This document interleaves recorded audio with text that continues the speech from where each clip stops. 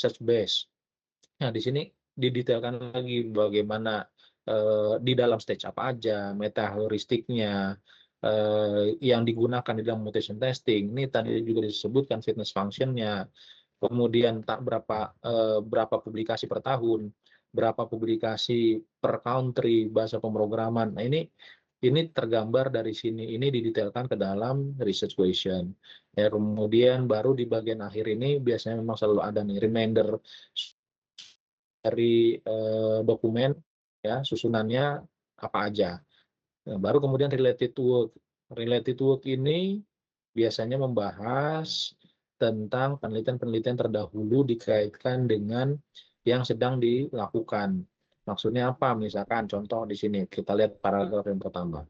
The concept of search-based software testing is related to the use of meta heuristic optimization search technique as genetic algorithm.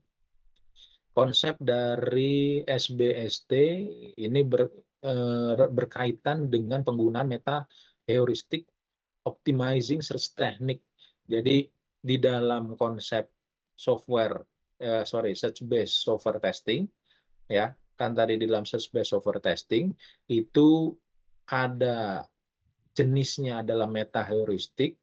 Ya, meta heuristic ini digunakan untuk optimizing search technique, mengoptimasi pencarian, teknik pencarian. Contohnya adalah genetic algorithm. Jadi meta heuristic itu ya tidak hanya mutation testing, tetapi ada juga genetic algorithm. Jadi genetic algorithm itu termasuk satu family gitu ya, satu family dengan mutation testing yang di jurnal ini ya. Meta heuristik, sama-sama meta heuristik, sama-sama untuk search teknik gitu ya, for automation or partial automation testing task. Nah, ini contoh penggunaannya. Kemudian aim is the obtaining the good solution problem. Tujuannya adalah, jadi paragraf ini tujuannya adalah untuk ngasih tahu nih sebenarnya search based software testing itu udah ada. Kemudian metodenya udah banyak macamnya. Nah, kemudian ngasih tahu bahwa si mutation testing itu posisinya ada di mana sih, gitu ya. Ngasih tahu posisinya ada di mana sih pada penelitian saat ini. Sama kayak misalkan kalau kamu ngambilnya topik tentang software integrity failure misalkan ya. Software integrity failure ya berarti kamu kan integrity failure ini bagian dari software security, gitu kan?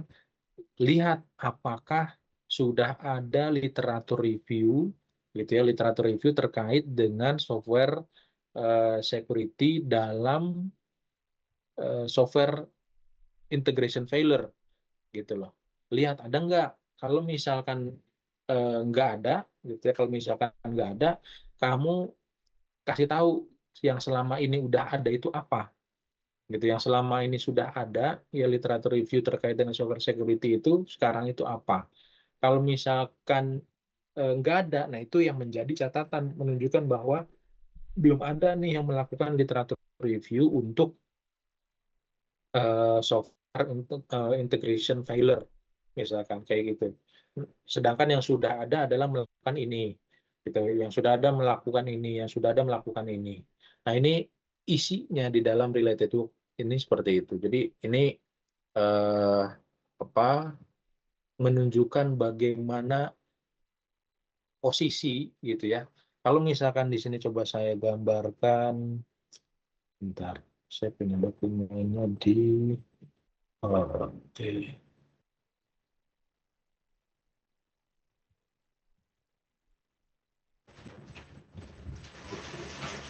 Hmm.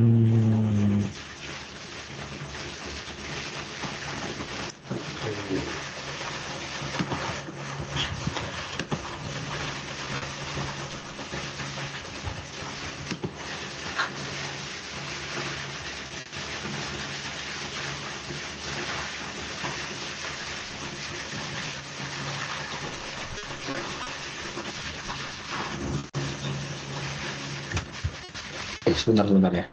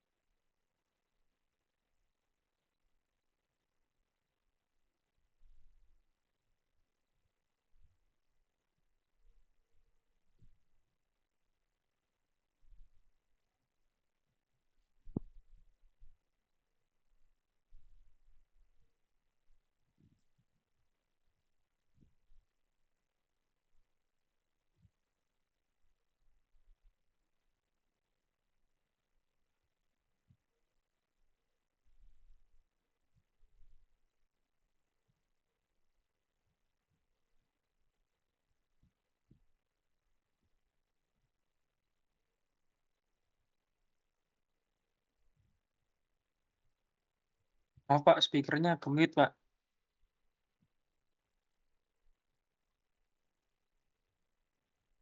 Masya Allah, ya Robbi. Saya berarti dari tadi ngoceh.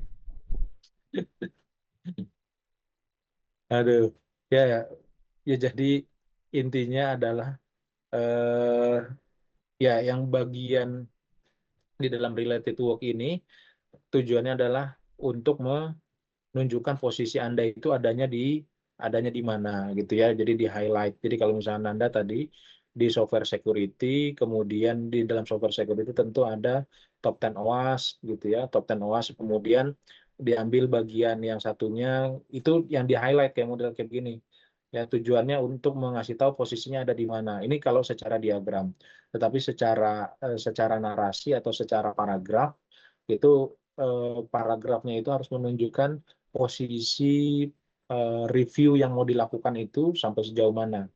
Artinya sampai sejauh mana itu, mana yang sudah pernah dilakukan oleh sebelumnya itu, mereview software security itu apa saja. Kalaupun sudah ada di apa di software integration failure misalkan.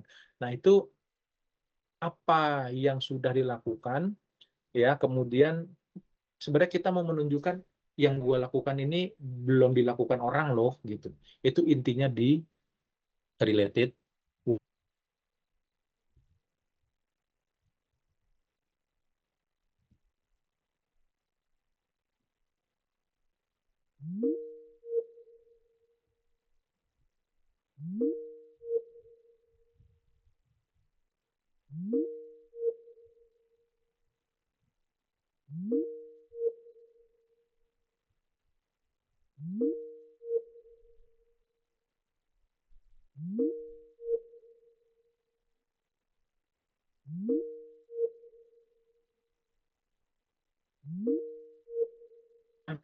eh, Software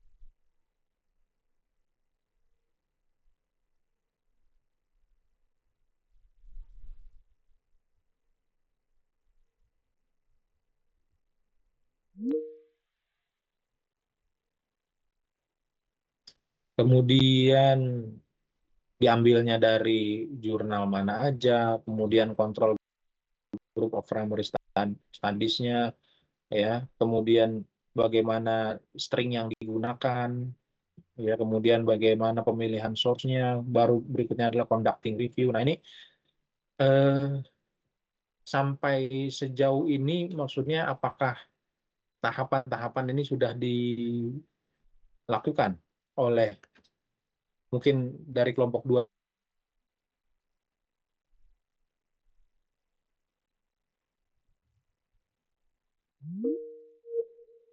Perbaiki yaitu Hmm. yang ingin kita telaah lebih jauh yaitu adalah a systematic review of security testing approach for software and data integrity, Pak. Lalu topiknya yang paling muncul ya adalah efektivitas dan keterbatasan metode SAST, SAST, DAST, dan IAST dalam menjamin integritas perangkat lunak, Pak.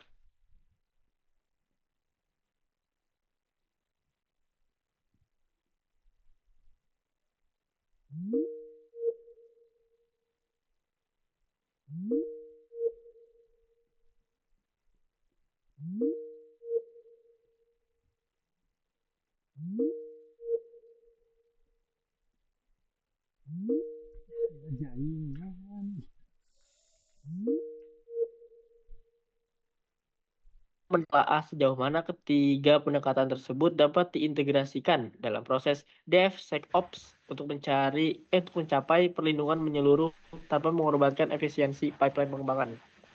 Oke. Seperti itu, Pak. Kemudian langsung saya tanya ke research question yang udah dibuat apa?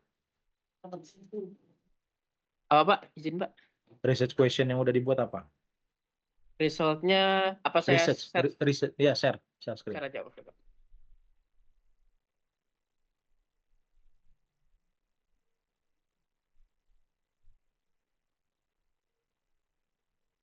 Ini, Pak, yang baru kami buat. Oke. Objektifnya menentukan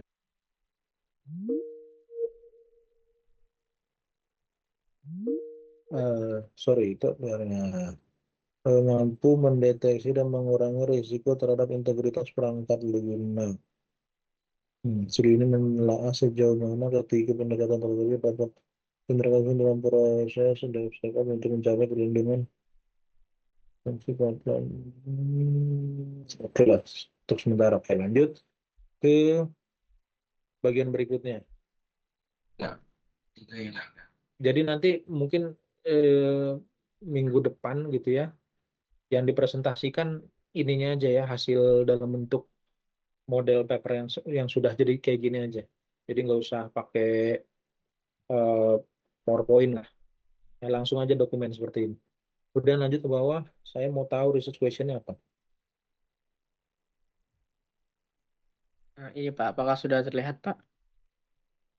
Udah, cuma belum belum bergeser ke research question.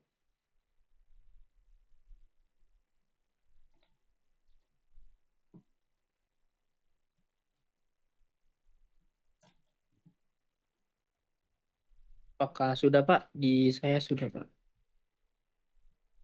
Oh, masih loading belum nih? Nggak tahu di yang lain udah bergeser ke research question nggak?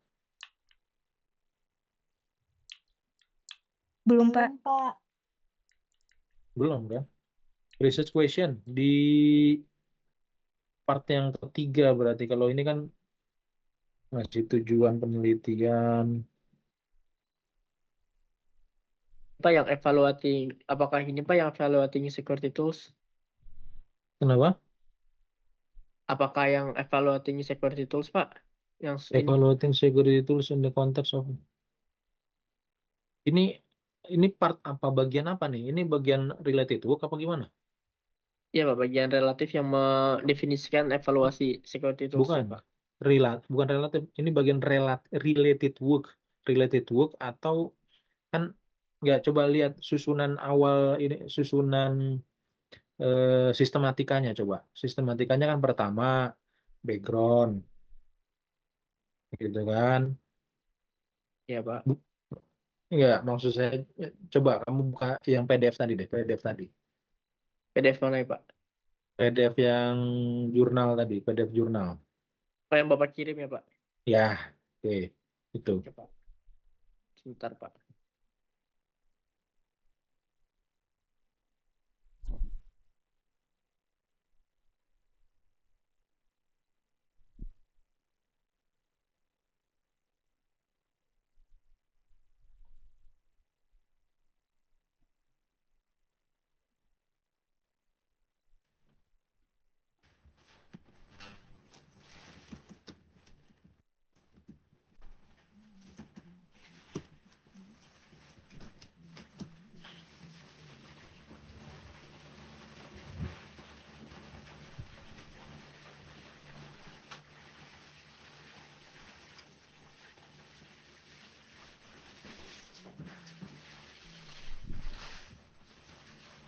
Mohon maaf ya, kayaknya mungkin 2 minggu ini kita online terus karena saya kayaknya nggak pulang gitu ya. Saya di Bandung gitu selama 3 minggu terakhir ini gitu. Jadi karena ya sama lah nasibnya sama-sama kayak kalian, sama-sama mahasiswa gitu ya.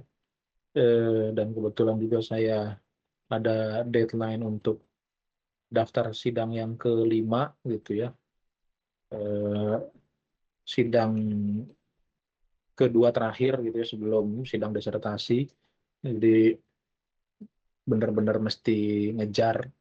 eh, Ya mau nggak mau jadinya saya nggak pulang. Artinya sebenarnya eh, mau S1, mau S2, mau S3 gitu ya, itu nasibnya sebenarnya sama gitu ya. Kalau udah jadi mahasiswa itu pertama dosen itu selalu benar, itu udah menjadi hukum hukum konsensus gitu ya. Jadi walaupun sampai S3 pun, walaupun ibaratnya kita udah punya keluarga, punya anak, punya istri gitu, tetap aja yang namanya kepada dosen ya tetap kita nggak bisa ngebantah, nggak boleh membantah gitu ya. Itu yang menjadi problematika sebenarnya ketika menjadi mahasiswa. Jadi ya itu problem yang dihadapi semua mahasiswa lah ya, mau tingkatannya apapun.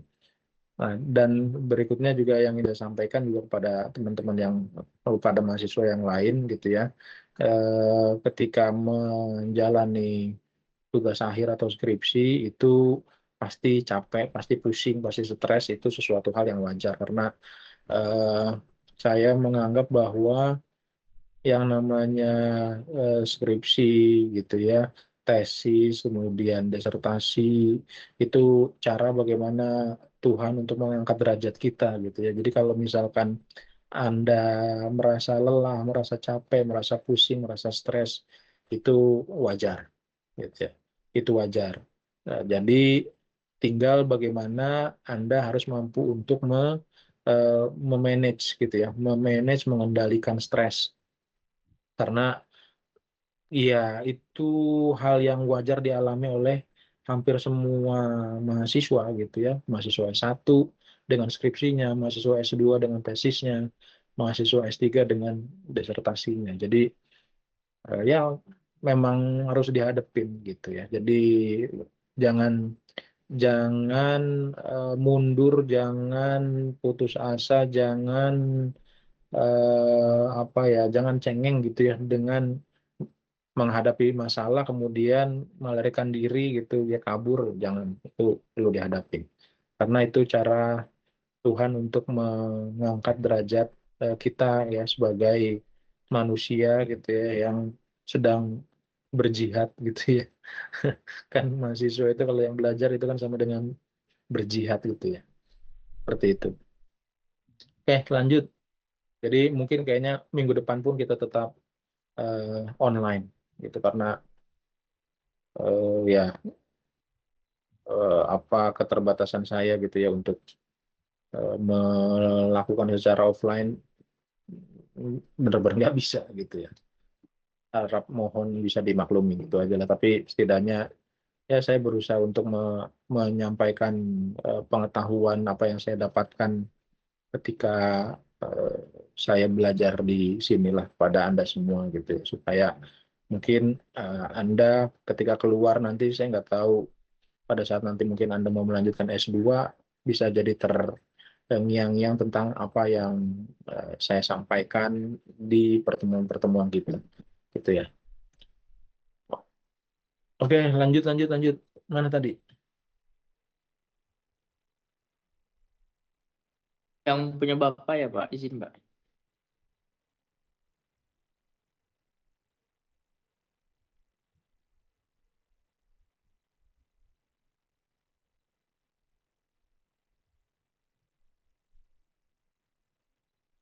Apakah saya screen lagi, Pak? Hmm? Ya, share screen.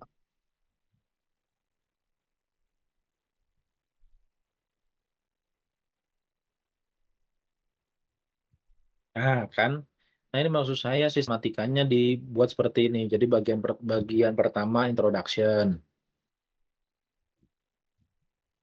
Gitu ya, bagian yang pertama introduction. Terus bagian yang kedua kan related work. Terus bagian yang ketiga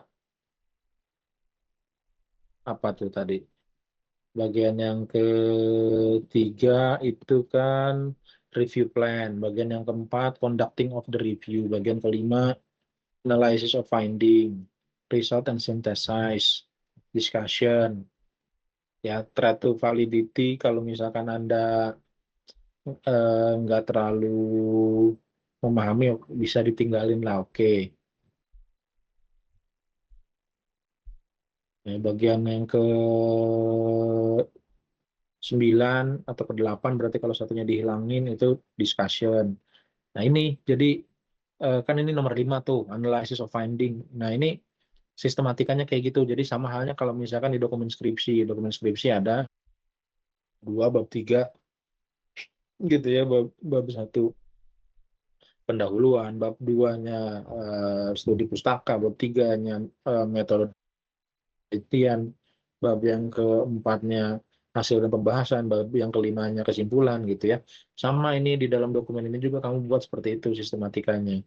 Jadi yang pertamanya itu background atau introduction, bagian yang keduanya related to, bagian yang ketiganya itu tadi review plan, bagian yang keempatnya conduction of the review, bagian yang kelimanya analysis of finding, 6-nya result, 7 discussion, 8 conclusion. Kayak gitu. Jadi dibuat seperti itu. Nih, kalau misalnya threat to validity itu apa? Threat to validity itu kalau misalkan kamu mau menjelaskan kondisi keterbatasan, ya keterbatasan.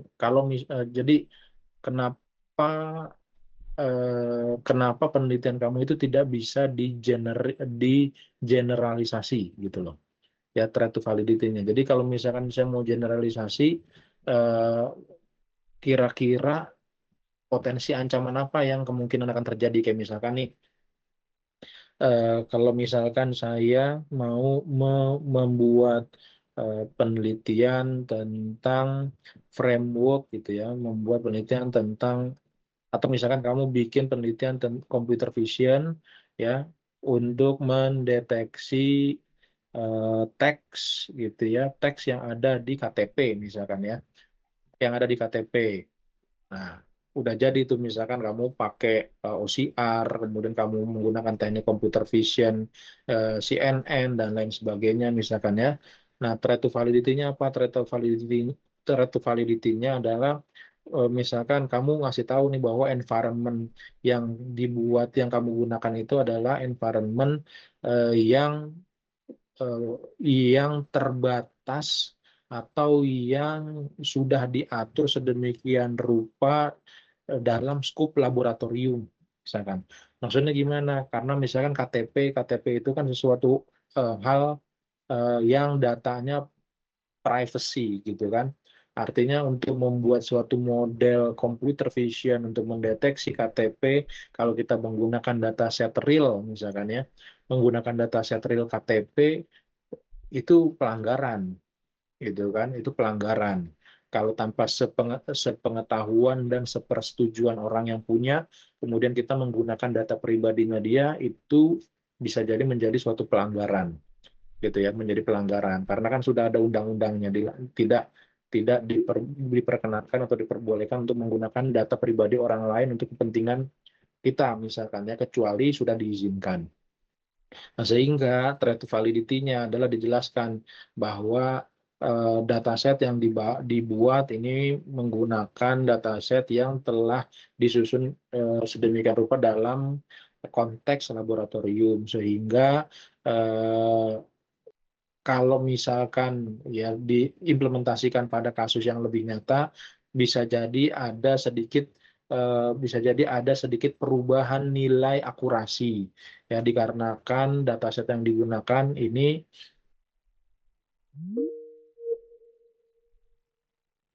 jadi kalau misalkan mau dipakai di tempat yang lain kemungkinan bakalan berkurang. Akibat apa? Tapi kamu kasih tahu jujur gitu ya. Nah, kejujuran itulah yang ditulis di dalam threat validity gitu. Nah, itu bentuk bentuk kejujurannya akademisi itu kayak gitu. Bahkan sekarang itu gitu ya, misalkan ada penggunaan ChatGPT itu atau penggunaan generatif AI itu nggak nggak dilarang gitu di dalam pembuatan suatu karya ilmiah, tetapi dituliskan gitu ya, ditulis perannya ChatGPT itu sampai sejauh mana gitu ya. Nah, itu bisa juga misalnya dituliskan di dalam threat validity-nya gitu ya, untuk menunjukkan bahwa apa perannya, apa kelemahan dari environment yang dibuat di dalam penelitian ini gitu. Nah, ini dimasukkan di dalam threat validity, itu peran dari threat to validity. Jadi ancaman validitasnya. Jadi validitas dari data yang digunakan ini bisa jadi tidak valid apabila kondisinya seperti apa. Nah, itu dituliskan di threat validity gitu ya. Kalau misalkan memang ada dan perlu dituliskan. Kalau misalkan enggak ya bisa dilewatin langsung ke conclusion. Ya artinya eh, inginnya saya sih sebenarnya semuanya itu menggunakan sistematika yang seperti ini. Kelihatan ya? Kelihatan nggak? Kelihatan, Pak. Kelihatan ya. Oke, jadi sudah dalam bentuk sistematika seperti ini. Introduction, ya introduction harus muncul masalahnya apa ya. Biasanya kalau di introduction itu paragraf pertama ini adalah paragraf umum yang bersifat umum. Kayak contoh misalkan kalau lihat di sini, Glover one was the first author to introduce the term meta heuristic, also called generic. Nah, ini kan generik banget gitu ya, umum banget, bahwa si Glover ini adalah orang pertama yang mengenalkan term meta heuristic, also called generic heuristic. Ada yang tahu nggak apa itu meta heuristic?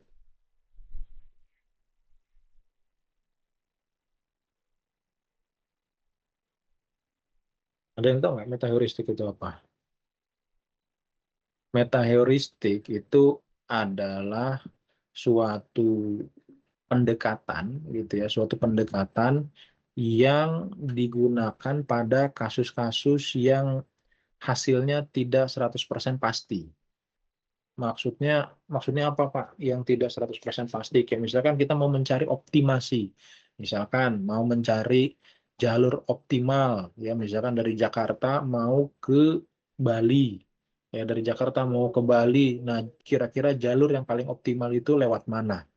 Nah, itu kan sesuatu hal yang nggak bisa dipastikan 100% baku gitu ya, nggak bisa dipastikan 100% baku. Bisa jadi jalur pertama saat ini menjadi opsi paling optimal, nanti minggu depan bisa jadi jalur kedua menjadi paling optimal, nanti jalur ketiga bisa jadi paling optimal. Jadi itu yang dikatakan sebagai kasus metaheuristik. Nah, pendekatan-pendekatan yang digunakan untuk menyelesaikan problem untuk mendapatkan satu nilai optimal, ya optimal itu bukan diskrit, ya bukan diskrit. Kalau diskrit itu kan udah nilai pasti gitu ya, udah mendapatkan nilai pasti. Nah, kalau pasti itu bukan metaheuristik. Tapi kalau misalkan penyelesaian metode-metode yang digunakan untuk menyelesaikan problem-problem yang bersifat optimasi, mencari nilai-nilai optimal, maka itu masuknya ke dalam istilahnya metaheuristik. Jadi kalau ngomong, ya mungkin kamu nanti kalau ketemu ngobrol lulusan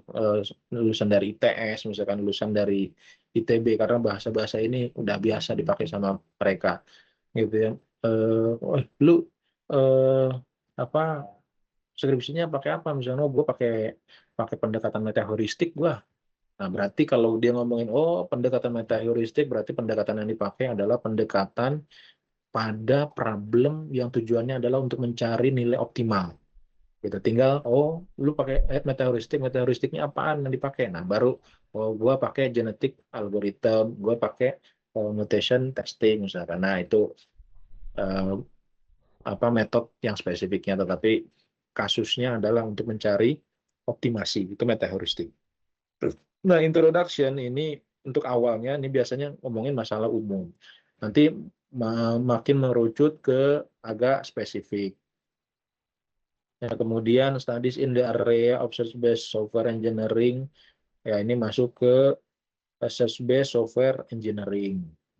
Ya, kemudian masuk mulai ke spesifik ke judulnya nih, mutation testing. Jadi dari umum, kemudian general prosesnya apa, ngomongin masih di search-based software engineering yang merupakan rumah besar dari si mutation testing gitu ya. So, search based software engineering ini kan bagian dari search based software testing. Bukan bagian.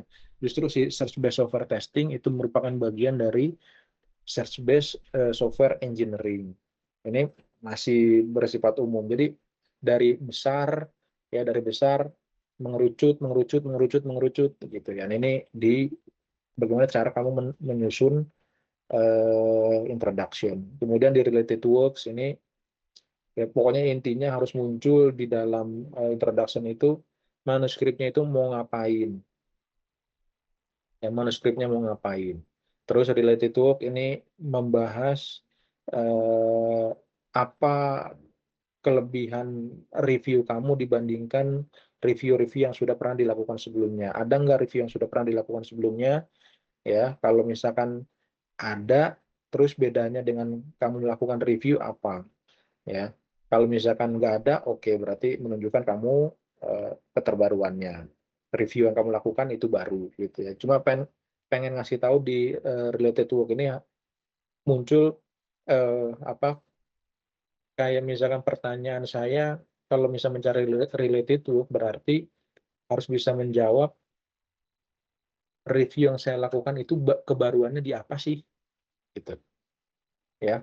Kalau misalkan di dalam suatu rumah gitu ya, di dalam suatu rumah ada 3 kamar gitu ya, maka orang yang pertama mereview kamar ke-1, orang yang kedua mereview kamar yang kedua, orang yang ketiga mereview kamar ketiga. Nah, itu perbedaannya.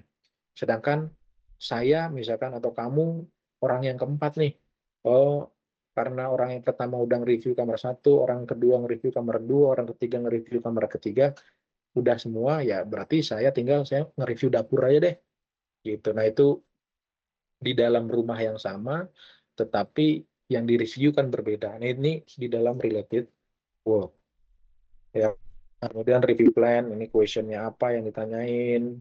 Ya, ini pokoknya nanti susunannya seperti ini. Di dalam uh, conduction the review, nah ini lebih spesifik lagi, kayak misalkan keyword yang digunakan nih. Ya, keyword yang digunakan search based software testing, sinonimnya ya di dalam search based software testing itu apa, evolutionary, heuristic, search based, meta heuristic. Nah, ini sebenarnya kalau misalkan kamu nggak bisa saya nggak memaksa kamu untuk membangun sebuah gambar kayak gini, karena mungkin saya rasa kalau ada yang bisa, it's okay, it's good. Tapi kalau misalkan nggak, minimal kayak gini nih, yang di bawah ini nih, search string. Ya, string apa yang digunakan untuk melakukan pencarian? Yang kamu pakai untuk melakukan pencarian itu stringnya yang dipakai apa? Ya, kenapa stringnya mesti ditulisin? Kembali lagi seperti tadi yang saya sampaikan, tujuannya adalah pada saat ada orang lain mau melakukan pencarian, ya. Jadi melakukan pencarian dengan cara yang kamu lakukan itu harusnya mendapatkan hasil yang sama. Itu rumus pada jurnal review gitu ya. Kalau pada jurnal review rumusnya, orang lain melakukan pencarian dengan cara yang kamu lakukan, hasilnya harus sama. Itu rumus atau hal yang wajib dipenuhi gitu ya kalau jurnal review gitu ya. Kemudian di sini dikasih tahu prosesnya, fase 1 ngapain, nyari di database. Database ini maksudnya jurnal ya. Jurnal kayak IEEE, jurnal ACM, jurnal apa proceeding misalkan ya yang ada di Elsevier, atau misalkan yang ada di apa tuh Web of Science dan lain sebagainya ya. Ini tahapan-tahapan ini database-nya, bukan database database relational database ya.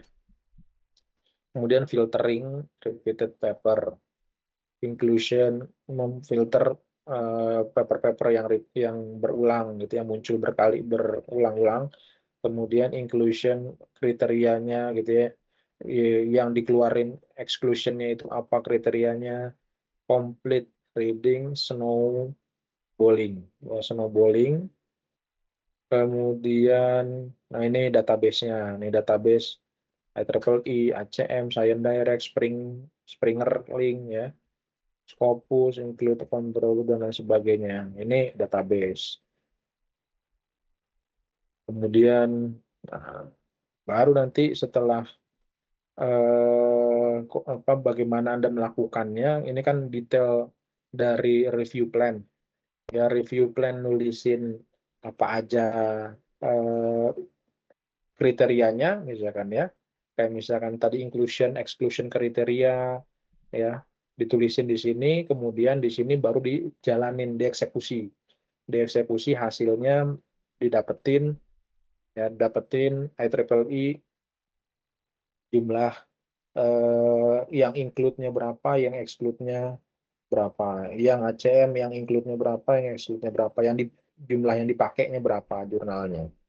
Kemudian baru di sini analisa temuannya. Analisa temuan ini harus menjawab dari si research question-nya gitu ya. Ini contoh di sini analysis of finding.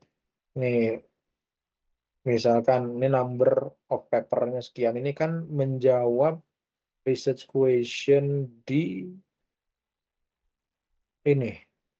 How many papers were published per year? How many papers were published per country? Ini kan didapetin, nah ini number of paper published per year. Ini number of paper published per country. Gitu kan? Kemudian di sini programming language used in the experiment. Ini kan pertanyaan di research question. Nomor 2, nomor 3, nomor 4 ini dijawab di analysis of finding. Gitu kan? Nah, kemudian baru yang research question 1 dijawabnya lanjut di result and synthesis of finding, karena pertanyaannya lebih mendalam. Ya, pertanyaan 1 ini ya lebih mendalam karena mesti ngedapetin ininya dulu, ya ngedapetin berapa papernya, ya jumlah papernya, bahasa pemrograman apa yang dilakukan. Dari itu sudah didapatkan, baru dilihat lebih detail lagi di tahapan-tahapannya. Ini baru masuk di result and synthesis of finding. Gitu ya, dianalisa per pertanyaan tadi yang diajukan di research question. Gitu hasilnya. Gitu. Sampai sini ada yang mau ditanyakan nggak? Bagaimana cara ininya, menyusunnya nanti? Izin bertanya, Pak. Ya. Berarti Silakan. tadi kelompok 2 kami yang software itu berarti hanya kurang yang dari pertama ya Pak, dari yang kata introduction sampai Sistematikanya lah pokoknya diperhatikan. sampai yang nomor itu Pak. Tapi yang Sistematikanya lainnya diperhatikan. udah cukup benar Pak. Yang Ya, absennya. dari sisi konten menurut saya udah ya, tadi kan sementara ya, baru lihat bagian awal-awalnya udah oke. Cuma dari sisi sistematikanya mungkin perlu diperbaiki lagi. Jadi nanti baru kelihatan dengan baik atau buruknya itu setelah sistematikanya beres dulu. Karena kalau sistematikanya belum beres, ngelihatnya agak apa ya, agak aut-autan gitu loh, gitu. Jadi coba dulu dibuat secara sistematis, susunannya sudah sesuai dengan yang ada di contoh, gitu ya, baru nanti akan terlihat hasilnya seperti apa, gitu, ya Nan? Baik, Pak. Berarti nanti minggu depan kami presentasi lagi ya, Pak. Ya. Nah, coba lihat sekarang kelompok 3. Mana kelompok 3? Ada kelompok 3?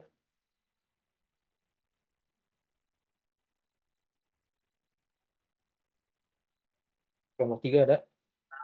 Ada, Pak. Nah, udah mau ditunjukin nggak kelompok 3?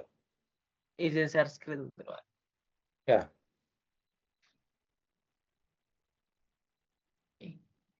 Oke. Oh, saya dari atas. Set. Oke, nah ini udah dalam bentuk dokumen sistem mitigasi kerentanan komponen rentan dan usang. Oke, Baru tinggal ini aja sih, Pak. Tinggal Anda bisa bagian mengukur. bagian referensinya. Oke, nah Introduction. gampangnya begini sebenarnya. Kalau ini udah jadi, harusnya sudah bisa menjawab pertanyaan apa temuan yang kamu dapetin, apa findingsnya, apa sesuatu hal atau gini, apa sesuatu hal yang menarik dari review. Yang misalkan kalau orang tadi ya mereview di rumah gitu ya, kamar yang pertama. Oh, kalau kamar yang pertama ini kalau diperhatikan, oh, ini ternyata ada sudut gitu ya, ada ukuran ubin antara sisi sebelah kiri sama sebelah kanan itu beda gitu. Oh, dindingnya antara yang kiri dengan yang kanan ini beda, itu finding kan. Oh, kalau dilihat di ruangan ini memiliki tingkat pencahayaan yang bagus. Oh, ruangan ini memiliki feng shui yang bagus. Itu kan salah satu contoh dari finding, dari research question tentunya. Research questionnya apa? Apa dampak dan contoh nyata dari penggunaan. Nah, berarti ini nanti research question itu berarti masuknya di, jangan di introduction ya. Nanti masukinnya ke eh, part yang ketiga aja, review plan. Saya masukin ke review plan. Semua juga sama ya. Ini maksudnya catatan buat bersama, biar seragam. Masuk ke review plan.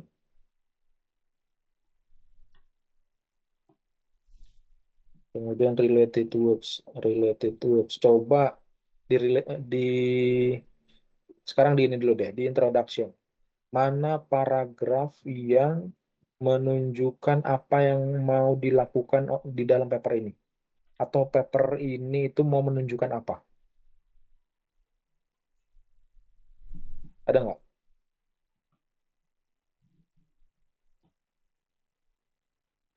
Di RQ1, RQ2-nya, Pak. Enggak, bukan gitu. Ya, itu kan kayak misalnya kayak tadi research question, ya tetap research question is research question, gitu ya. Tapi introduction itu, di dalam introduction itu bentuknya adalah paragraf.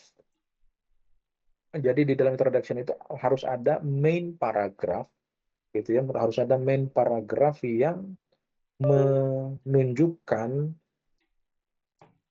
apa yang kamu lakukan gitu. Apa yang mau kamu lakukan dari review review kamu ini atau paper kamu ini sebenarnya mau nunjukin apa sih? Gitu. Ya itu main papernya gitu ya. Tapi untuk membangun biasanya gini. Kalian tahu premis?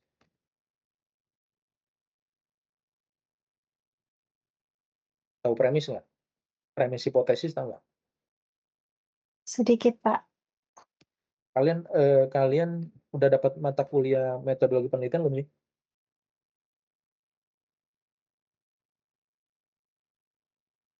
Udah dapat belum mata kuliah Metopel? Ada yang udah, ada yang belum, Pak.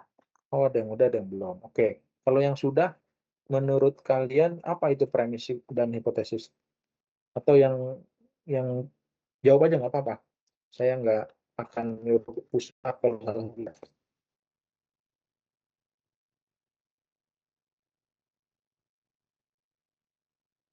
Coba Viana, apa Viana?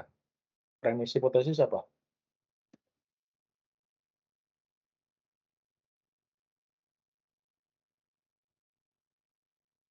Premis dulu deh, premis apa? Viana.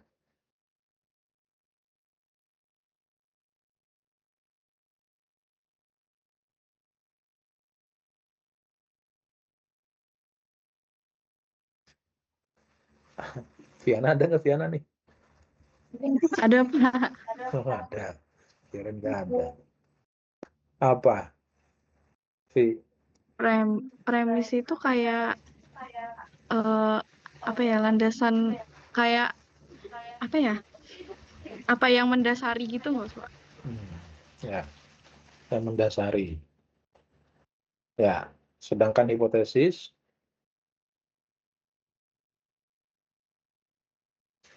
adalah prediksinya gitu ya. Iya, Pak. Prediksi atau dugaan ya yang diajukan untuk diuji kebenarannya. Jadi kan sama halnya kalau kita melakukan penelitian, kita kenapa meneliti itu kan ingin membuktikan sesuatu gitu ya. Membuktikan sesuatu kenapa perlu dibuktikan karena untuk membuktikannya tidak gampang gitu ya. Untuk membuktikan sesuatu yang tidak mudah maka perlu diteliti gitu ya. Nah, hipotesis itu adalah dugaan ya, dugaan atau prediksi yang mau kita buktikan kebenarannya. Sedangkan premis ini adalah statement-statement pendukungnya. Statement pendukung kayak misalkan brownies Amanda gitu. Amanda kan brownies kukus gitu kan ya. Misalkan tadinya kan sebelum ada brownies kukus itu kan brownies panggang gitu ya, brownies panggang. Nah, misalkan kita mau meneliti kira-kira bisa nggak sih brownies itu dikukus gitu ya, bisa nggak sih brownies itu dikukus. Nah, premisnya apa?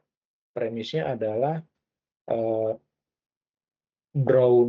brownies kukus itu menggunakan bahan misalkan menggunakan tepung terigu, telur yang tahan dikukus, misalkan kayak gitu ya. Yang tahan dikukus itu kan premis satunya. Kemudian misalkan premis yang keduanya suhu ya, suhu yang digunakan misalkan antara dipanggang dengan dikukus itu memiliki suhu yang mendekati. Maka kemungkinan prediksinya ya, atau hipotesisnya brownies bisa dikukus gitu ya, karena ada pernyataan pendahuluannya gitu ya. Nah, itu premis dan juga hipotesis. Lalu apa kaitannya nih dengan introduction gitu ya? Apa kaitannya dengan introduction? Nah, di introduction ini kalau misalkan di dalam research paper ya, kalau misalkan Anda bikin skripsi berarti di dalam introduction itu harus muncul sesuatu hal yang mau Anda buktikan itu apa?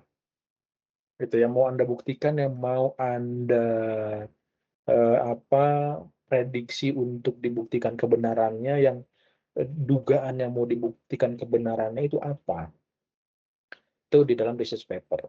Nah, kalau misalkan di dalam review, berarti review yang mau dilakukan itu mereview apa? Gitu. Ya, itu di dalam introduction. Jadi, pertanyaan di introduction itu, misalkan untuk review ini, mau nge-review apa sih? Gitu ya. Mau nge-review apa sih? Kenapa harus di-review? Gitu ya.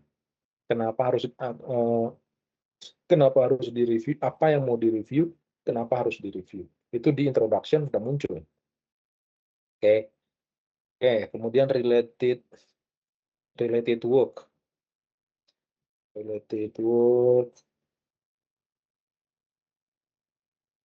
bahwa banyak alat SCA, server composition. Nah, sebelumnya sudah ada belum yang melakukan review tentang apa yang mau kamu review ini?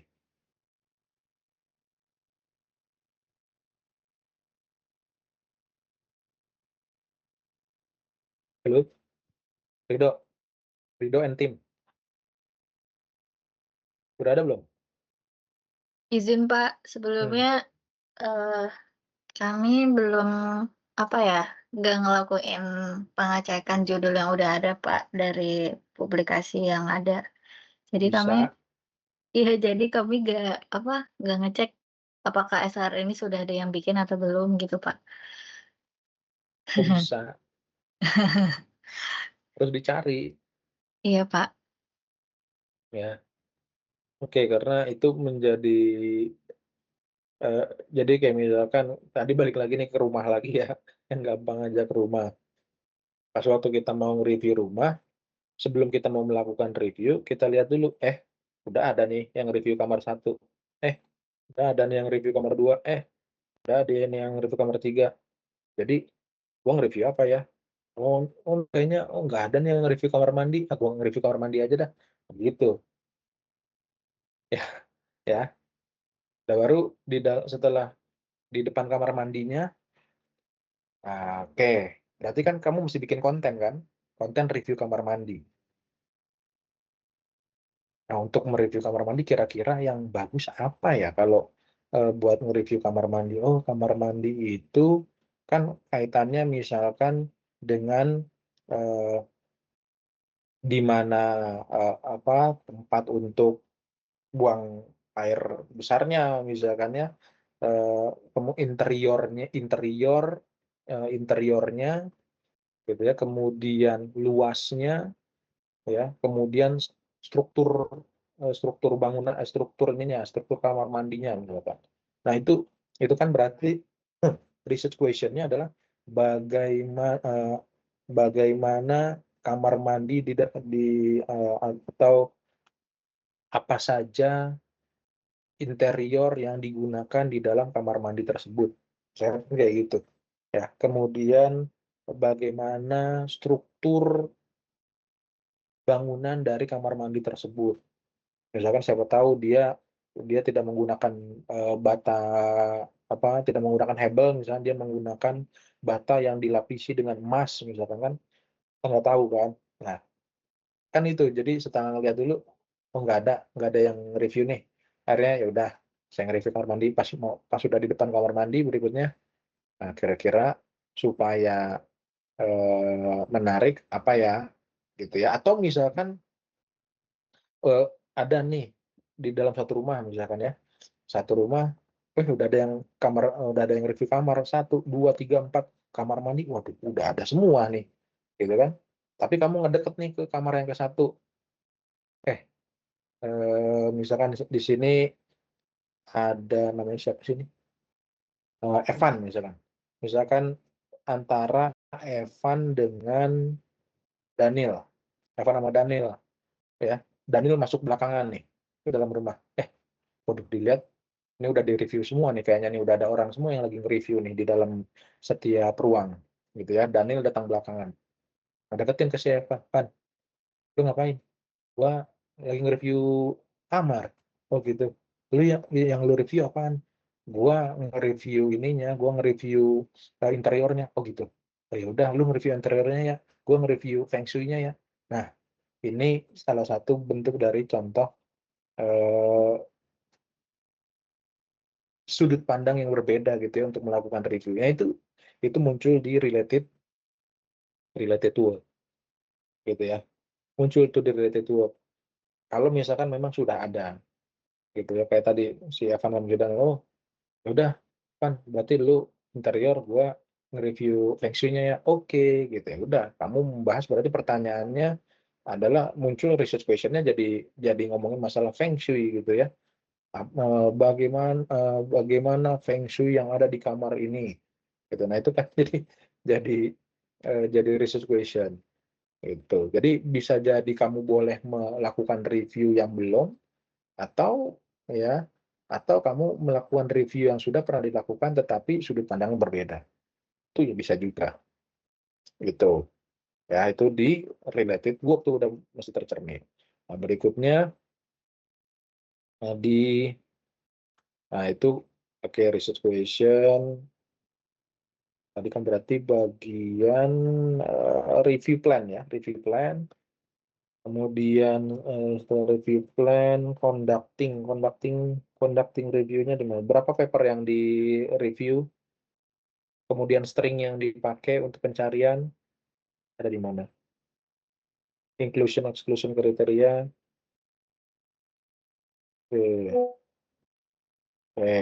Ya itu sisanya berarti tinggal disesuaikan ya, diikuti lagi ya.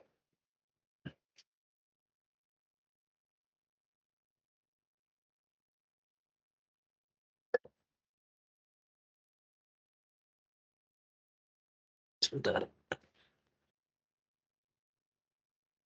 Conducting review, oke. Ada yang mau ditanyain nggak? Kelompok 4, kelompok 4, kelompok 3 ya? Izin nanya Pak, Hmm. sebenarnya memang kesalahan kami di awal itu kan nggak nyari jurnal sebelumnya kan Pak, jadi makanya akhirnya related works-nya di sini tuh bener-bener yang kayak apa, mencoba memperbarui dengan deteksi software bla bla bla gitu. Nah, kan ini udah jadi ya Pak, apa perlu kami ulang Pak, research question dan lain-lainnya? Soalnya kami udah bedah 30 jurnal Pak. Oke, sebentar. Kamu udah bedah 30 jurnal. Oke, tapi gini dulu deh. Coba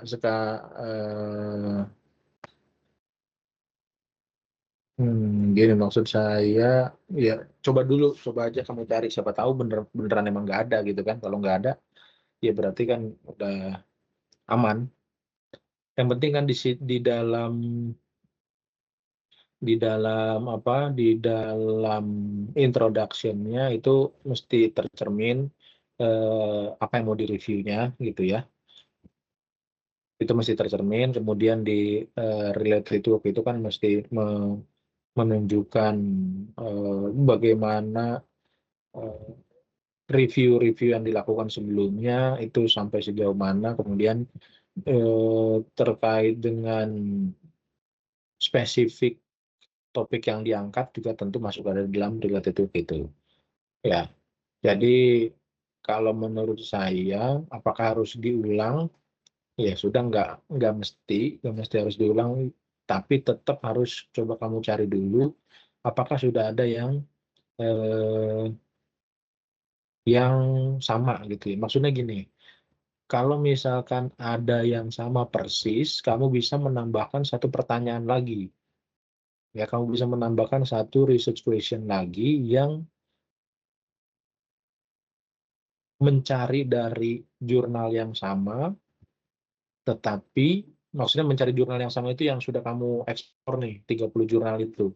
Ya, mencari dari 30 jurnal yang sudah kamu eksplor itu, tetapi pertanyaan itu tidak ditanyakan di review sebelumnya, sehingga kan sebenarnya tujuan insight dari review itu kan terlihat dari pertanyaan questionnya gitu ya, research questionnya itu. Kayak tadi si Daniel sama si Evan, perbedaan antara Daniel sama si Evan mereview satu kamar yang sama itu kan akan berbeda pada sudut pandang. Sudut pandangnya itu dibangun berdasarkan apa? Dibangun berdasarkan pertanyaan penelitiannya, research questionnya. Sehingga saran saya kalau misalnya memang ada, berarti tambahkan lagi satu research question yang tidak ada pada review sebelumnya, tapi insight memberikan insight dari 30 jurnal yang kamu explore. Seperti itu. Ya.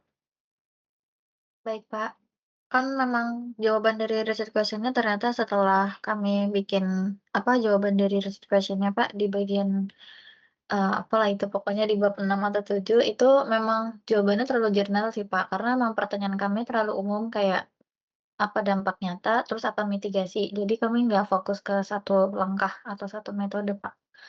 Jadi berarti, ke depannya kami ini, apa namanya, fokus ke salah satunya, Pak, kayak Baik. cari yang ada.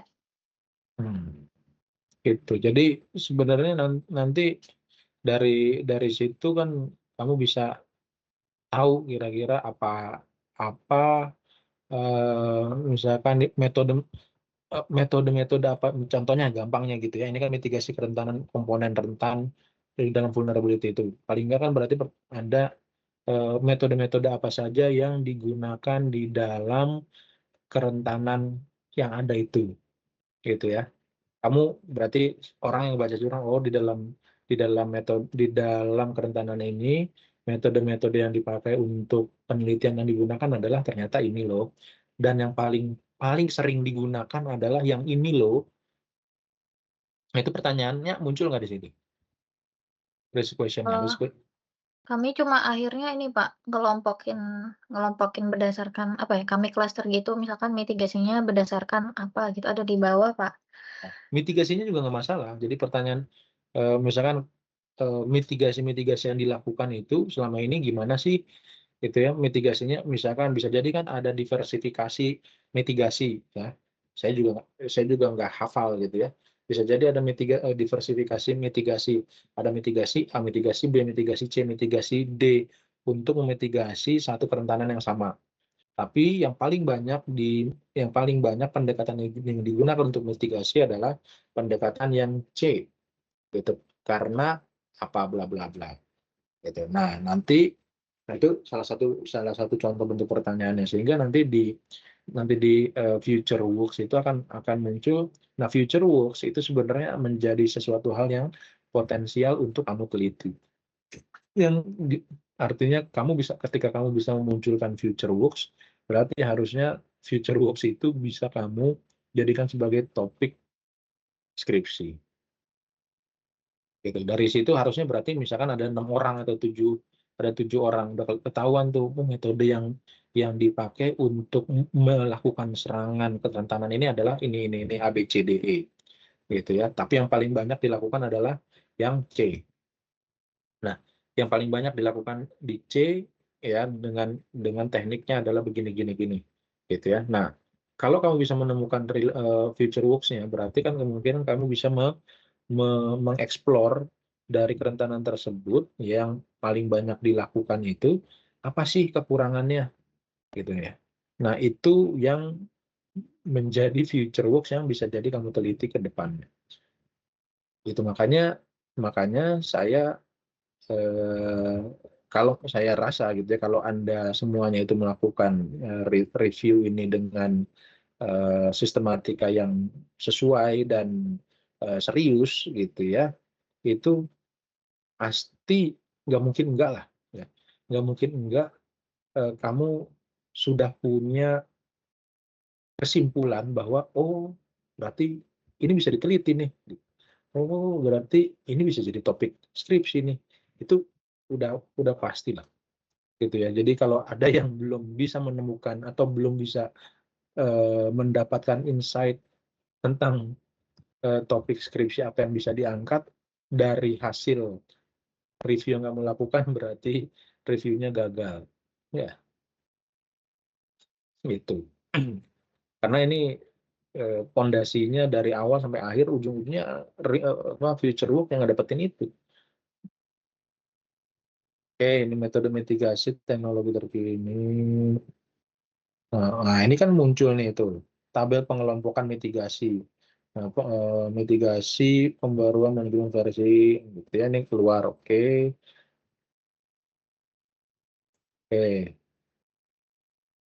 Nah, pertanyaan berikutnya adalah apa finding-nya dari tabel tersebut? Apa temuan yang menarik dari tabel tersebut? Apakah dari sisi misalkan yang paling banyak digunakan itu yang mana? Ada nggak?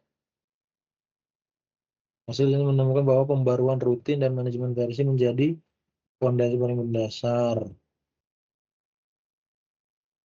Oke, nah, itulah. Ya, modelnya seperti itu.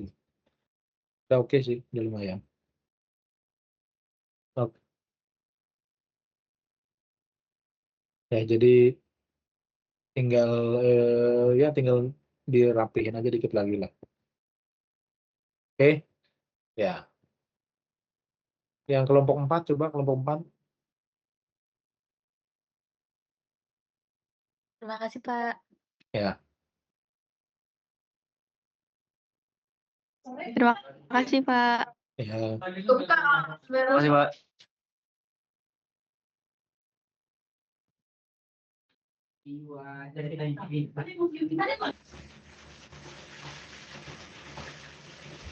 Kelompok 4 mana?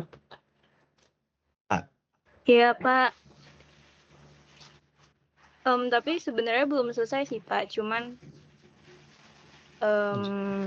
masih Ya sudah, sampai recess question. kalau Mungkin Bapak misalkan bisa lihat dulu mungkin. ya, coba silakan.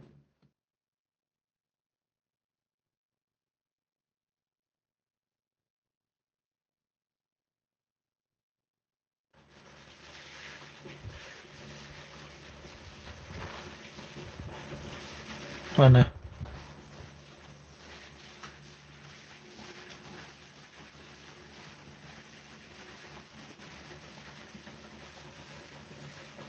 Ini susunannya coba di Masih belum rapi, Pak, sebenarnya. Oke.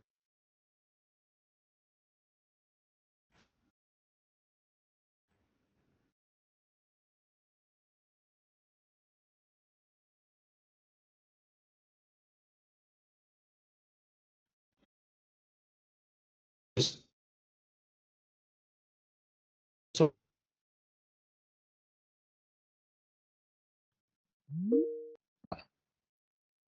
judulnya kan melihat efektivitas dari adaptif dan passwordless. Objektifnya apa? Dari tim ini, dari kelompok 4 ini.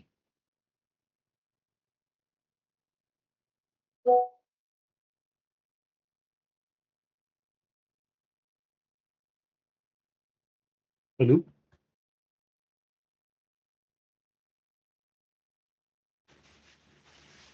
Itu maksudnya pencapaiannya, Pak, ya? bukan objektif itu tujuannya. Tujuannya, apa yang mau dilakukan berdasarkan judul kamu, ya berdasarkan judul kamu mau ngapain sih? Em, kita tuh pengen lihat efektif dan membandingkan dari tradisional method sama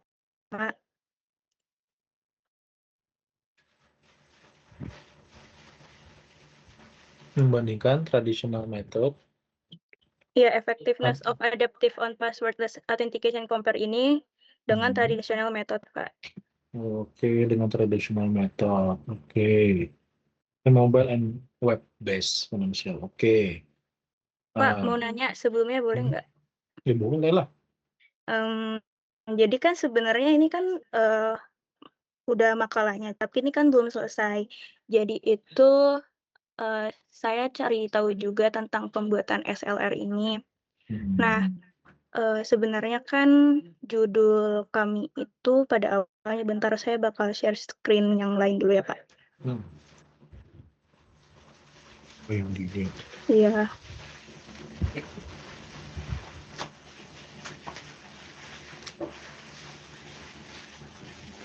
Nah, ini sebenarnya catatan kami sebelum pembuatan makalahnya. Jadi kan sebenarnya topiknya itu adalah identification and authentication failures. Nah, sebelum pembuatan SLR ini, kami tuh coba cari apakah sudah ada orang yang melakukan SLR dengan topik ini. Oke. Nah, setelah dicari ternyata tuh masih belum banyak yang membahas tentang efektif adaptive and passwordless authentication technique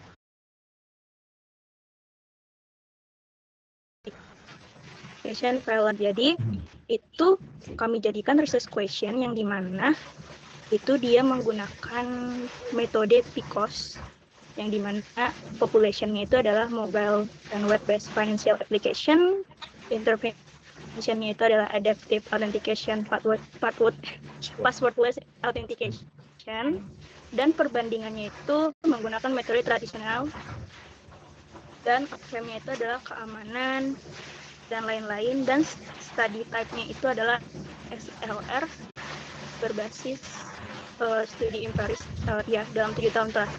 Itu sebenarnya sesuai nggak ya Pak? Soalnya tadi yang Nggak di masalah research sih, no question problem. itu ya kalau misalnya berarti kalau misalnya kita buat pembatasan 7 tahun terakhir itu juga nggak apa-apa ya, Pak? Iya, no problem. Di sini review yang kamu lakukan itu berdasarkan jurnal yang pastinya kan. Iya, misalkan Iya, kamu Pak. di sini misalkan membandingkan antara adaptive authentication, password authentication dengan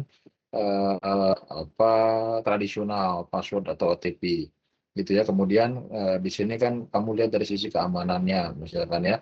Berarti kan kamu di sini mencari jurnal-jurnal yang membahas bagaimana adaptive authentication and dibandingkan dengan tradisional dari sisi keamanannya, dari sisi usability-nya, dari sisi success rate-nya, gitu ya. Nah itu muncul gitu kan bahwa adaptive authentication, passwordless authentication dari sisi keamanan lebih tinggi gitu ya. Alasannya karena ada apanya, misalkan usability-nya misalkan. Sebentar, ini sebenarnya kalau saya makin dalemin tapi sebenarnya ada sesuatu hal yang aneh. Maksudnya aneh itu begini. Kalau misalkan kita membandingkan sesuatu hal yang tidak setara, ya itu sesuainya sebenarnya enggak ini sih, maksudnya kayak misalkan orang lu jalan kaki sama naik mobil, cepetan mana? Naik mobil, Pak. Tapi apakah perlu diteliti? Kan enggak ya. Maksudnya udah pasti konsensus orang mengatakan bahwa yang namanya naik mobil pasti lebih cepat daripada jalan kaki gitu kan, atau naik motor lebih cepat daripada jalan kaki gitu. Ini membandingkan antara karena saya mungkin perlu menanyakan dulu alasan kenapa mau membuktikan sesuatu yang adaptive authentication dengan passwordless authentication, tapi dibandingkan dari sisi keamanan, apakah ada satu fenomena gitu ya, apakah ada satu fenomena di mana tradisional itu sesekali lebih aman dibandingkan dengan adaptive authentication dan passwordless authentication.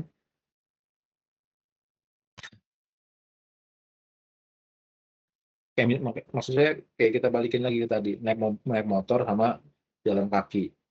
Mau dibandingkan 1.000.000 kali pun, nggak pernah ada yang namanya jalan kaki itu lebih cepat gitu daripada naik motor.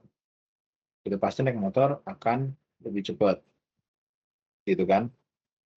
Terutama pada jarak-jarak yang jauh, gitu ya. Tapi bisa jadi, ya, ada satu insight yang mungkin, ya, kalau misalkan daerah pegunungan dengan jalan yang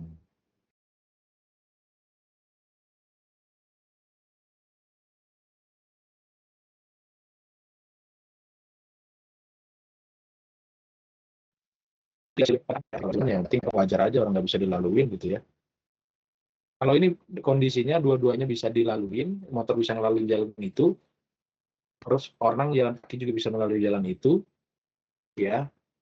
dalam kondisi artinya yang memungkinkan keduanya bisa jalan, maka selalu yang namanya motor itu pasti akan lebih cepat misalkan daripada jalan kaki. Nah, sama halnya kayak gini gitu. Kenapa apa yang sebenarnya yang mau ditunjukkan gitu loh? Atau rasionalnya itu apa?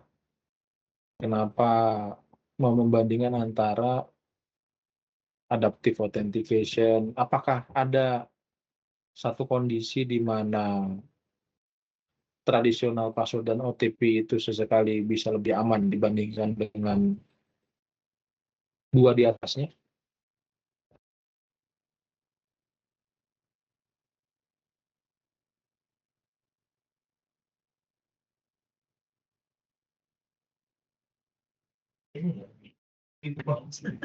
Gimana? Tadi saya kelas 5 nggak ngomong dia sih. Ayo, kok saya nanya kagak ada yang jawab nih. Nah,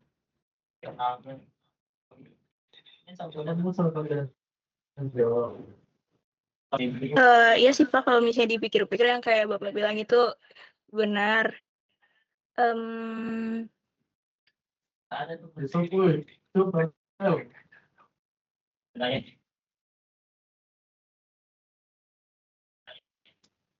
Kalau saya kelas 5 ini saya sekolah itu jadi menurut saya sebandingan sesuatu yang tetapi lebih kepada apa yang mau diintervensi di sini, apa yang mau diobservasi di sini, yang diobservasi saya nggak tahu ini adaptive authentication ini ada turunannya lagi nggak? Maksudnya ada turunannya lagi itu ada pendekatan lain yang kayak misalnya tadi kita ngomongin metaheuristik gitu ya, ngomongin metaheuristik itu masih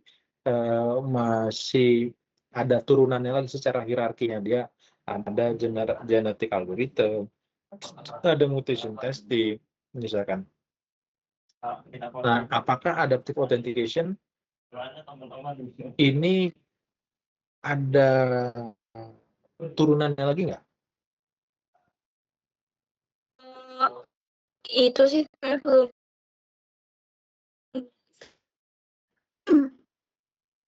karena belum cari tahu sampai situ. Cuman di sini kan kita pastinya tuh milihnya tuh mobile dan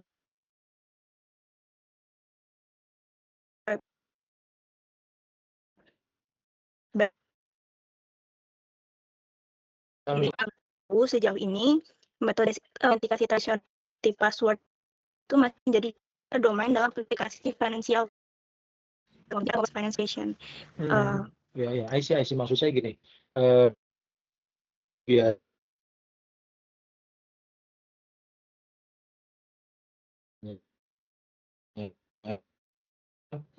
ketika diangkat gitu ya, yang berbasis mobile dan berbasis web kan ya, berbasis mobile sama berbasis web. Kemudian yang digunakan atau yang mau diobservasi adalah adaptive authentication sama passwordless authentication. Kenapa enggak diangkatnya itu dari sisi family, misalkan nih satu family-nya gitu, adaptive authentication, passwordless authentication itu tergolong di dalam jenis authentication apa, sehingga gitu ya,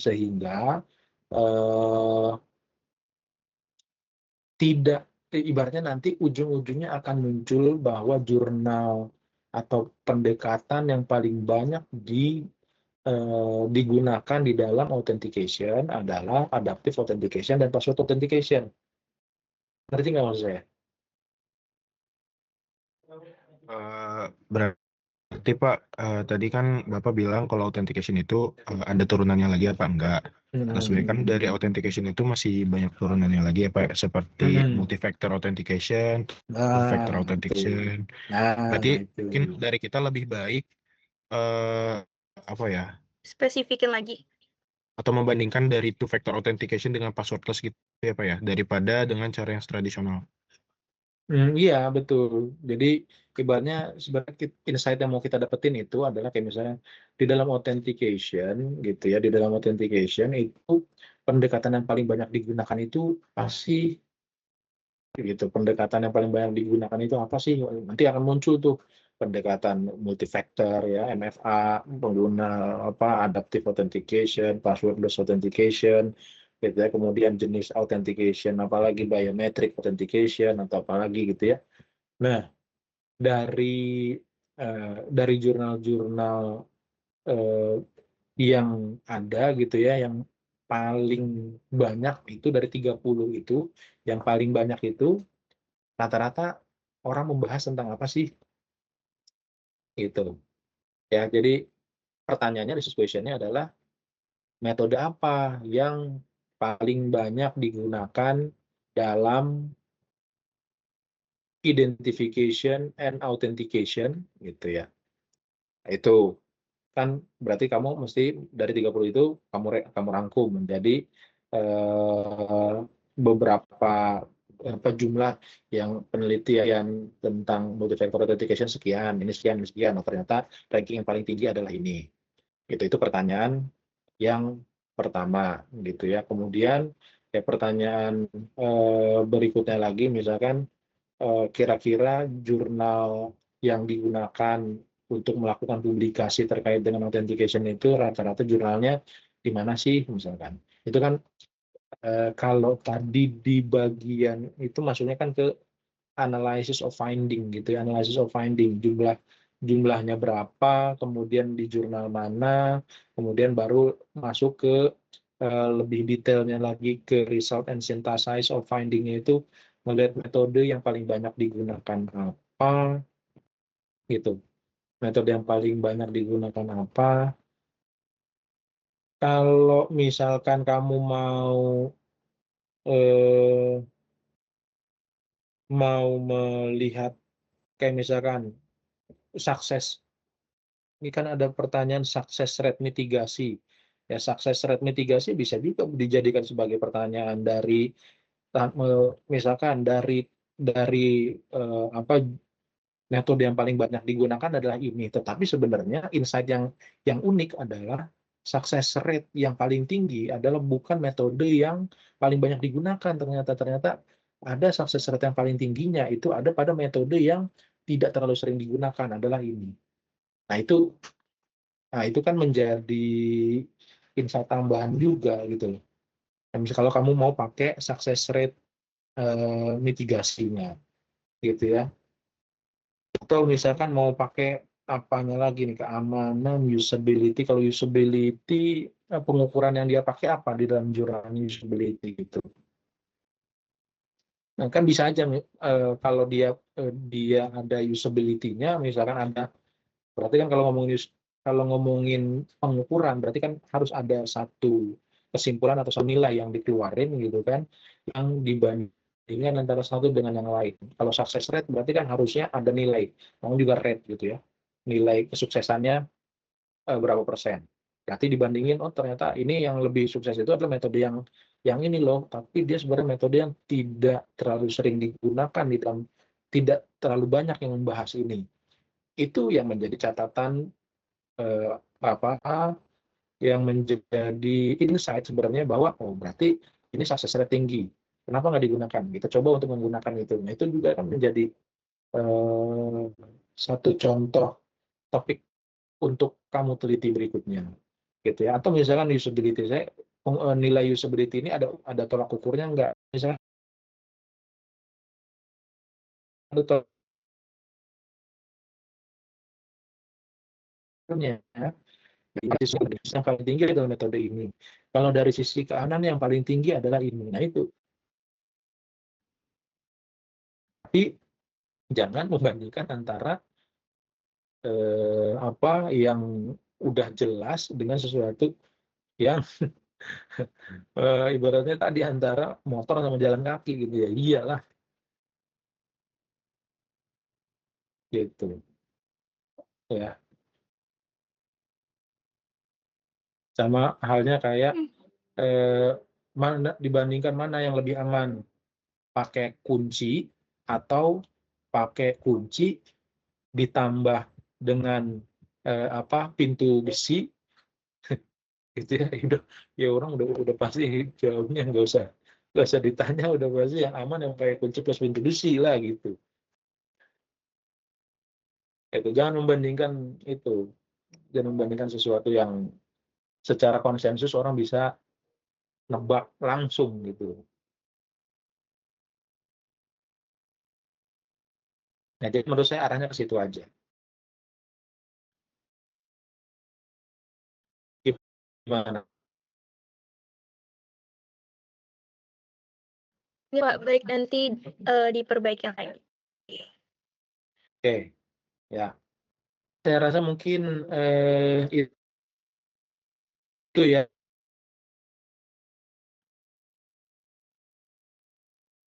6 kelompok, Pak. 6 kan ya, 6 kelompok. Jadi sisanya, mohon maaf ya, kelompok 5 dan kelompok 6, tapi mudah-mudahan tadi apa yang sudah dibahas dari kelompok 2, 3, dan 4 bisa menjadi insight juga ya buat kelompok 5 dan kelompok.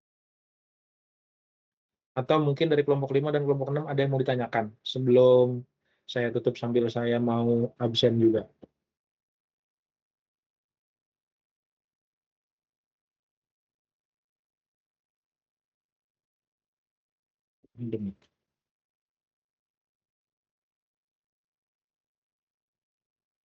Ada?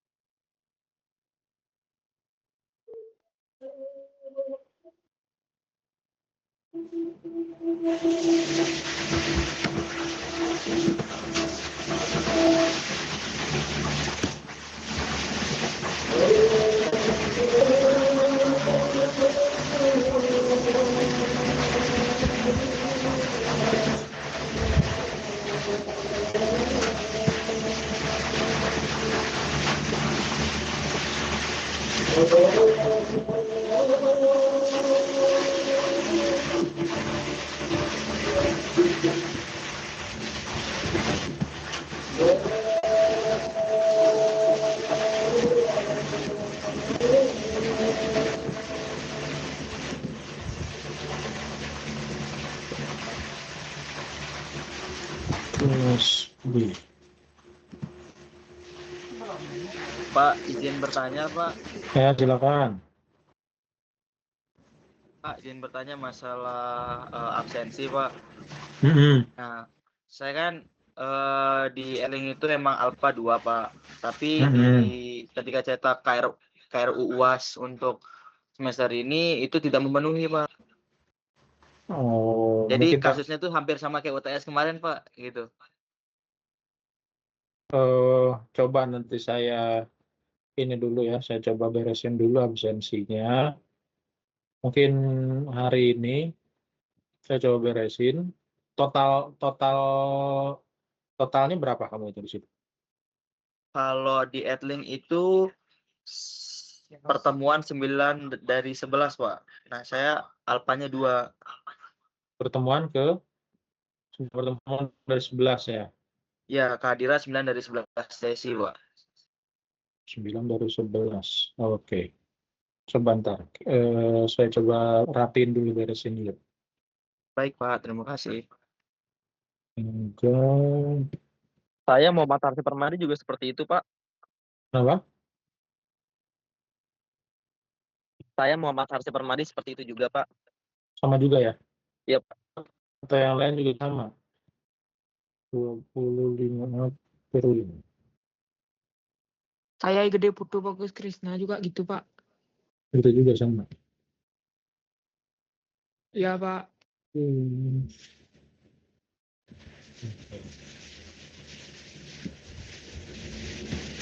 Kemungkinan rata kali ya semuanya ya.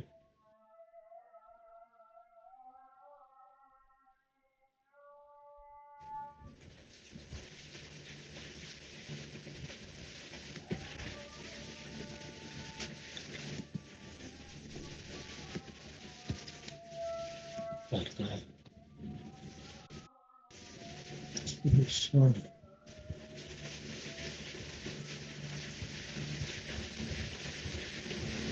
Hmm.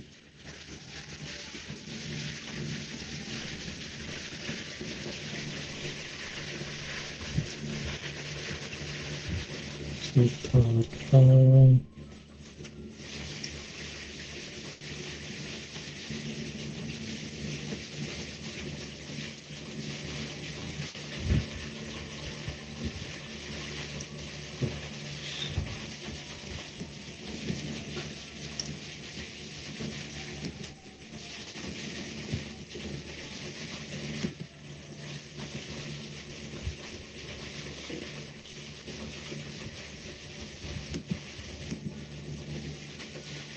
Juli, tanggal 19.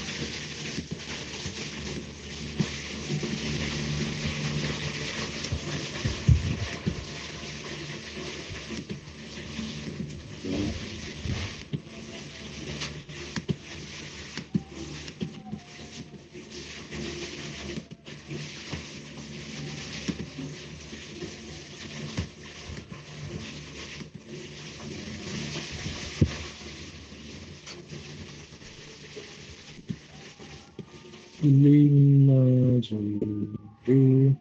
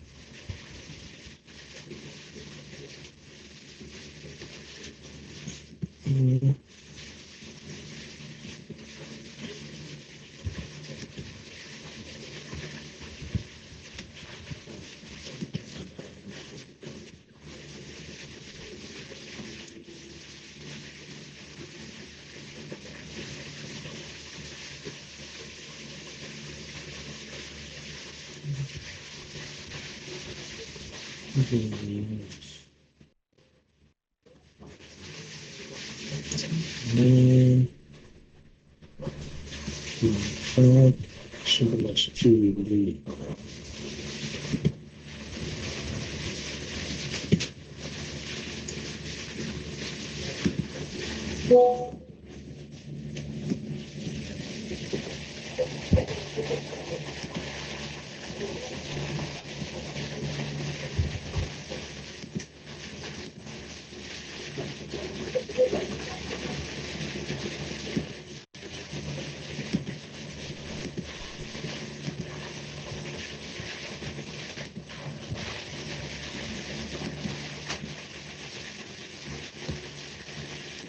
Saya presensi dulu ya. Lili ada Lili? Lili Fitri? Lili Fitri? Nggak ada. Lalu Hadir, Pak. Dewi Savitri, Hadir, Pak. Yeriko, Hadir, Pak. Siti Kaila, Hadir, Pak. Hanif, Hadir, Pak. Arsya, Hadir, Pak. Fadil, Hadir, Pak. Fiana hadir, Anida, Hadir, Pak. Zahwa,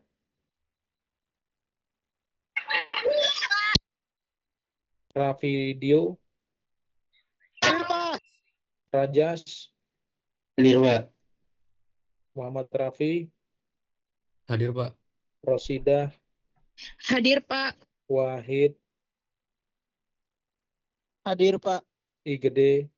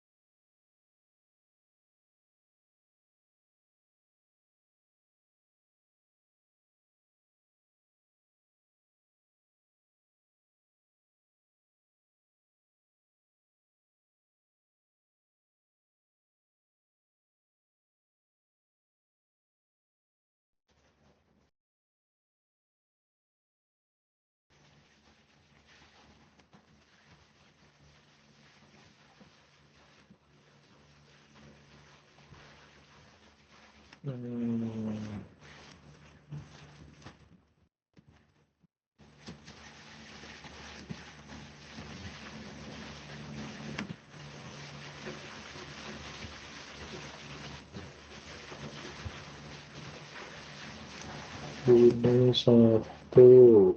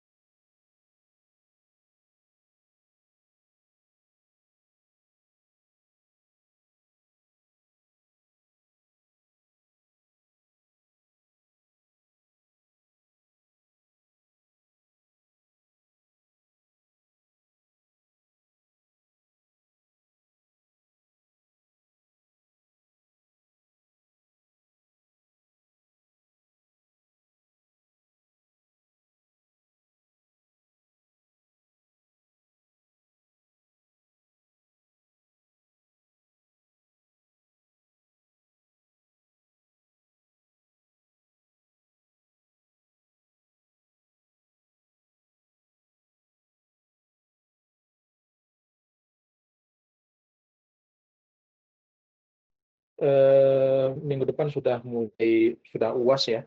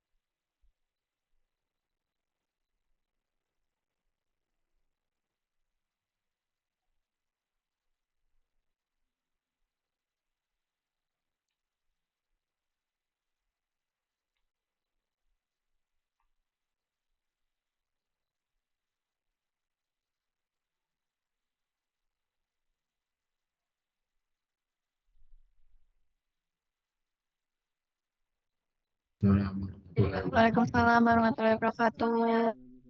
Pak, maaf Pak, saya mau nanya bisa nggak Pak? Kenapa? Kan Oh, saya kan, baru tutup Bapak kan pertanyaan. dospem, Bapak kan dospemnya. Saya mau minta TTD. Oh, Seperti biasa apa? online atau gimana? Apa tuh? TTD kartu itu. Oh, kartu ya, kirim ini aja, kirim PDF aja.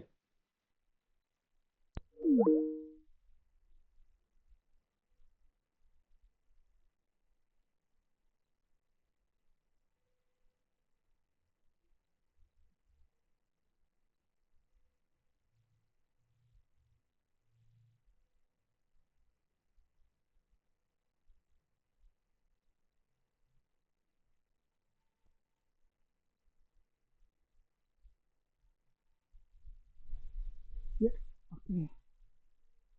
Ya, beginilah zero dari dibilang.